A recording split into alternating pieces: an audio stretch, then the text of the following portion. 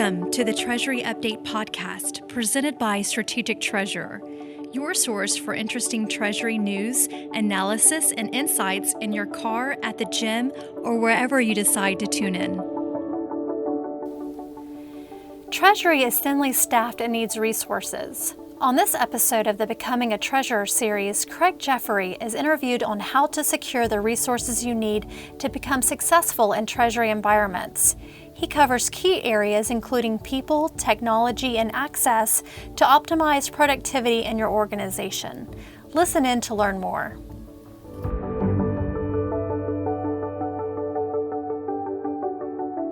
Welcome to the Treasury Update podcast. I'm Meredith Zonzius, Communications Manager here at Strategic Treasurer, and I'm sitting here with Jeffery, our Managing Partner and Founder. Today we're excited to continue our series of episodes on Becoming a Treasurer with Part 6. This series explores questions around becoming a treasurer. And as a recap, we kicked off the series with Part 1, how to prepare, Part 2, what to do when you become a treasurer, Part 3, what to measure, Part 4, how to communicate effectively, Part 5, how to develop a team, and now we continue into the series of securing the resources you need. Welcome, Craig. Thank you, Meredith. I just realized that this is the sixth in a series of becoming a successful treasurer, so now I know why I'm also a little bit tired. How are you enjoying the series? I like it. It's helping me to organize some of the thinking around all the conversations I've had with Treasury professionals, treasurers, CFOs, and trying to boil that down into information that's useful for someone who's looking to move into the role or become more successful in the role. That energizes me mentally, and so I'm liking the series, and we're having a lot of good conversations from that. So I'm glad that the podcast discussion is extending to other conversations too. So Treasury is thinly staffed and needs resources. Why do treasurer groups need resources, and what resources may be needed? Well, you are right. Treasury groups are thinly staffed. Most organizations identify that they could definitely use more resources in Treasury in terms of people. But when you ask the question, why do Treasury groups need resources, and then what resources they need, I'd start off with the why they need the resources. It's largely due to changes and expectations placed upon them. So expectations are increasing across the board. And they're increasing because of external pressure. Could be from the board, could be from even residual activities from the financial crisis that make Treasury groups have a requirement to respond more quickly, more thoroughly, and be more proactive. So the expectations on risk, efficiency, control increase. The resources also change because of efficiency drivers. There's expectations about leveraging technology, becoming constantly more efficient, puts pressure on every area, both the operational side and capital access. So efficiency is a driver.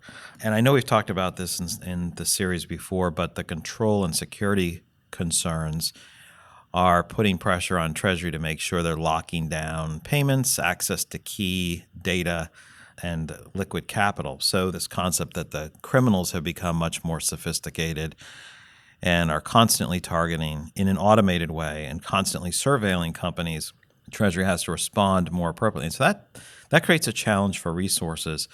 And we could go on, but I think there's a couple other pieces that I'll just mention more in bullet form. So a comprehensive mindset is why more resources are needed. It's that mindset of, how do I help the entire process of the company? How do I help the entire business of the company, as opposed to just optimizing some subset? You've heard me say a treasurer can be a vendor or a partner. So this partnership looks at the entire comprehensive view, the end-to-end look. What's the risk? What's the value? How do we have an impact there? So that expectation is changing, and because it's broader, it requires more awareness of the business. And I know that wasn't a bullet answer, but and the last one has to do with capital flexibility. Organizations might be cash rich, in a cash deficit and always borrowing, or they may change back and forth. But one thing they are expected to do now is to have more flexibility around access to capital, to leverage the both ends of the financial supply chain. Not just look at the borrowing, but look at their balance sheet, their receivables, payables, even inventory, and leverage that in a way that wasn't available before. And that's different. Very large organizations don't have problems with that, haven't had problems. Smaller organizations don't have as much access to capital. And so this flexibility becomes more important for treasurers of organizations 200 million to 2 billion, in that range, maybe a little bit less than 2 billion. But the capital flexibility is another reason why treasury groups need the resources. And I will do bullets for what resources may be needed. I would define the resources just 3 areas: people, technology, and access. And I didn't say process, but I said access. So people, tech, and access. So, with the area of technology, how should this be viewed? Are there differences between organizations? Well, different organizations, they may be a tech-oriented firm, they may be a service-oriented firm, but maybe I'll answer your question along the lines of getting the resources you need if they're technology resources. I think I'd start off by talking about the culture and the process of securing resources. The concept of, in your organization, how are investments or spend or resources allocated? How is that the need socialized? Is it only through the formal process, or is there a way of getting the rest of the organization on board before you get to the formal process?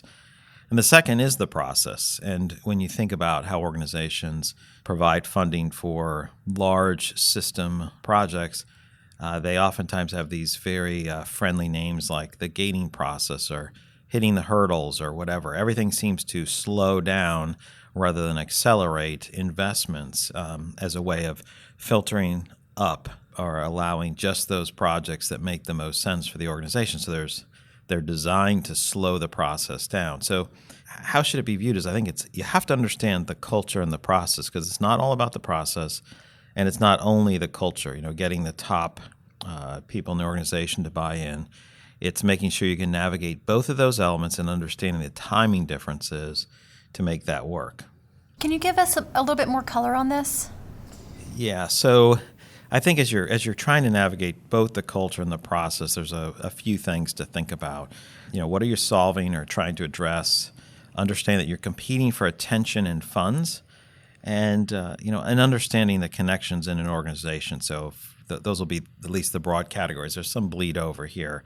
First, what are you solving? What are you trying to address with your spend on technology, whether it's for data, connectivity, systems, analytics, or it could be robotic process automation? What are you really working at solving or addressing? And then there's a couple aspects to that can be more compelling. You think about, we need to do this. Why? Because it saves some money? Is that as compelling as you link it to the overall strategy of the organization, the overall direction of the organization? This will allow us to expand gracefully. This will allow us to handle these acquisitions, or whatever the issue is, whatever the strategic direction of the organization is. If you link it to that, that is helpful. That's not the end all and be all of it, but it's very important. Other elements that help compliance is a big area. This is a particular selling point that accounting loves to use. We won't be able to comply with generally accepted accounting principles, or there's a regulation. And there are a number of areas of compliance with Treasury, compliance and control, that need to be identified and addressed as a standard in the same way that accounting may use it in others. So this would be compliance and control with, protecting our payment process, making sure we're complying with FBAR and FATCA, with Know Your Customer, with good controls throughout the process. A couple other areas would be efficiency, linking to efficiency. Organizations must continually become more efficient. Treasury groups aren't so big that is a massive driver all the time, but because of the position they play, there are opportunities to improve the efficiencies through the entire process, and that also includes their home base, what Treasury is doing. But oftentimes, Treasury has a giant lever that can impact receivables, payables, billing, credit, etc. And then finally, the link to capital and the link to risk. I talked about risk of operational risk of fraud, but business risks that people take on, risks that might be geopolitical. trade related, et cetera. And then obviously capital is ensuring that the organization has the liquidity they need and the balance sheet they need in the future. I think another couple items under this rubric or title of what are you solving or addressing is making sure you don't have that attitude of, it's all about finances. I can show a certain level of ROI, and you say, well, that's a no-brainer. It pays off so rapidly and generates money. It mints money. Why wouldn't we do that? That doesn't mean that others believe that it's a no-brainer. It might have a nice financial return. Do people believe the financial return you have? Maybe or maybe not. It may not have enough juice, if you will, enough impetus to say this is important. I can't spend enough time. And I give that example as like, sometimes you get a call from some broker and says, well, what if I could offer you something that would probably return you 40% a year? Wouldn't you be interested? And you might say, well, generally I'd be interested in 40% a year, but I'm not interested in continuing this conversation because I don't have enough bandwidth to listen to every single potential deal that comes on. I have to focus on those things that are important. And so that's why when you help make a pitch, it has to be linked to what's important in the organization, not artificially, but very specifically. And I think a couple other things for this in terms of what are you solving and addressing. Two more points under that section is one is just because you can make a business case and a financial case that makes sense, are you really solving for that issue in an affordable manner or in a very cost-effective manner? Are you wasting money or are you doing it appropriately? And that's where it does make sense to make sure you're looking, here are the 6 options for solving that. This one makes the most sense because of the long-term benefits, and it's, the payoff is significant, and it positions us well for the long term. And that ties into the last point is whatever you're doing, make sure you're building for the ultimate structure. Your overall roadmap should be in place long before you can build all the pieces to it. What I mean by that is let's rush and get what we can afford and then have to rip it out 2 or 3 years later. Take your time if you need to and make sure you're building everything, let's say technologically, or the resources, the people you need. You're putting in the pieces that will lead you to your ideal modern Treasury technology architecture stack. You're going to handle data properly. You're not going to rush in and get old data. You're going to get the new formats that provide greater richness, better capabilities. You're going to put in better connections that are more expandable, more flexible. You're going to understand what needs to be done from an analytical level. And so you're going to make sure you can move data and information and access it in that way. So let me go on to the second point, which is competing for attention and funds. Resources are not unlimited, and capital, cash has to be delegated. Is this helping with the organization's key customers and constituents? Is it going to a cost center? What's going on? You're competing for that. So I think the key pieces here are how do we view it? How do we need to look at it? Is we need to make sure that we're competing for attention in their minds and competing for funds, which means is it a compelling need to others? And is it something that they understand? It may be compelling to you because you're a finance expert, but it doesn't necessarily become understandable to others in the organization. They'll look at it, it doesn't make sense. It's like speaking a foreign language, an unknown language. An example might be risk management. Oh, we're going to put this in to determine our exposures. We're going to put this other system in, which will allow us to detect what the different options are and will optimize our hedging risk strategy according to our parameters. Will allow us to execute those and monitor those. And that may not make any sense to someone outside of Treasury. And then even someone in finance, someone else in finance, may say, well, we could do better without hedging at all, right? They don't understand the concept. And so making it compelling to others means they need to understand something about Treasury, which means we need to communicate that in an effective way. And, part of that is the overall view of, am I acting as a vendor to the organization or as a partner? And it's not what you think, but what others think about that perspective. Are you helping the company in a very strategic way, or are you just saying, I'm providing these banking services, I'm grabbing capital when you need it? And so I know we talk quite a bit about that, or I talk a lot about that in one of the other Becoming a Successful Treasurer sessions, so I won't repeat that. And I think the other thing, too, is you compete for attention and funds. Will it benefit others or just Treasury? and linking in other areas so that if you're looking at an end-to-end solution, as we said on the expectation side, or something that's comprehensive, it will be impacting others in the cash conversion cycle or other areas, helping the business along or helping the organization address that, and that'll be more compelling. The last time I've spoken about a few of these things before, I said understand connections in the organization is that that concept of you have to build a reputation on what you've done. You can't build a reputation on what you're going to do. And this is the idea of being successful in the small and medium things before you can get to the big things. If you're successful, you get wins, you can build from that point. There's more credibility placed upon you and your organization. You build confidence, they have confidence in your organization, you continue to have success as you go forward.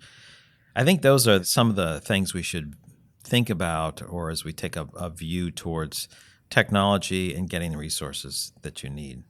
I'm actually interested, what would that look like? What is an example of that? So I'll give an example of a friend who's in an insurance company. He worked, and initially they couldn't force in a payment hub. They do millions of payments a month. Treasury needed to see it, needed to have it for forecasting and position. They also wanted to make sure it was well controlled and efficient, right, from a cost standpoint, from a control standpoint. So they were able to work and get one area on. They put a payment hub in and were able to make connections for one area. And that was completely by convincing them to do it. And the next area was easier to convince. And then in short order, and within several years, people were clamoring to get onto it. And then shortly after that, it was the default position that they would use the process and the technology that Treasury had put in. They would have to make a huge case not to use what made the most sense for the organization. But that started with, I have to convince someone, 2 people want to use it, 2, you'd have to be crazy not to use it. Okay, so moving on to people, Treasury groups need more resources. How do you get more resources? Obviously you have to have budget for it and you have to make the case for it, but how do you get more resources? I think the resources come in 2 ways. One is that there are people resources that are related to the skills they have, and some of those are multiplicative skills, and the other is the number of staff that you have that can do those different skills. So you want to make sure you can increase the skills on your staff. Let's say you're setting up a pilot program, getting several of your staff more knowledgeable about robotic process automation. They're going through the process and saving 3 hours a week here, 2 hours a week there, 8 hours a month here. And as they go through that, they are building skills, but those skills are also multiplicative in terms of there's project work that's an investment of time, and then it has an annuity type return. It's saving 2 hours a week in perpetuity. And the other is the number of staff. But I think the way to get additional staff is not an event saying we're swamped, we're dead, or waiting till there's some big issue, but identifying the needs and requirements of the organization, what you have, how that's changed over time, and link that to a value and link that to the organizational plan and direction. So just a couple items on that. Because each organization is different, you have to socialize it up, you have to do some of those things, but part of it has to be resilient and adaptive.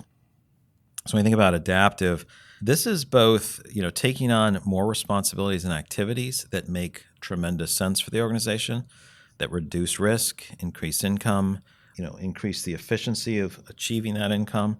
But it also involves reducing activities and actions that don't add value.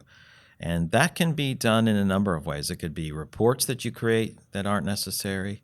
It could be eliminating functions that automation can take care of. Anything that you can do to adapt. That's adding activities that add more value, deleting, eliminating, or automating less value-added activities, or outsourcing them. Second is, don't do it in secret, right? Nobody knows how great you are if you wrote the report, stuck it in a file, and expected them to find it. But show what is changing and why. And so this is what's changing in terms of expectations, what your group is doing, what they need to do, why that has changed, what the impact is.